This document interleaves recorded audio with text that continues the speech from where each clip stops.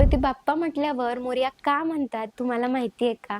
नसेल माहिती तर हा व्हिडिओ शेवटपर्यंत नक्की बघा. गणपती बाप्पांचे एक निस्सीम भक्त होते. त्यांचं नाव होतं मोरया गोसावी. ते चिंचवडवरून मोरगावच्या दर्शनाला जात होते. पण मध्येच जोरदार वारा वादळ आला आणि करा नदीला प्रचंड पूर आलं. या पुरामुळे मोरया गोसावींना मोरगावपर्यंत जाता आलं नाही. तेव्हा ते नदी किनारी बसून रडू लागले आणि आपल्या या भक्तांसाठी गणपती बाप्पाने नावाड्याचं रूप घेतलं आणि त्यांच्या समोर प्रगट झाले आणि म्हणाले की मोरया, चिंता करू नकोस, तुला मी मोरगावला पोहोचवतो. बाप्पांनी त्याला मोरगावमध्ये पोहोचवलं, पण तोपर्यंत मंदिराचे दरवाजे बंद झाले होते. मोरया झाडाखाली बसून पुन्हा रडू लागले. ते नाराज झाले.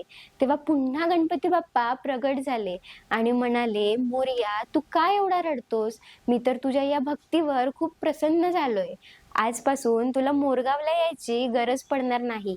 मीच तुझ्या भेटीसाठी चिंचवडला येईल. असं बोलून बाप्पा गुप्त झाले. नंतर मोरया गोसावी करा नदीत आंघोळ करायला गेले. तेव्हा त्यांना गणपती बाप्पांची केशरी रंगाची मूर्ती मिळाली.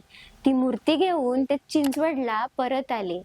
तेव्हा पुन्हा बाप्पा मोरयांच्या भेटीसाठी प्रगट झाले आणि म्हणाले की मोरया, तुझ्या या भक्तीवर प्रसन्न होऊन मी तुला एक वर देतो की आजपासून तुझं आणि माझं नाव लोक नेहमी एकत्र घेतील.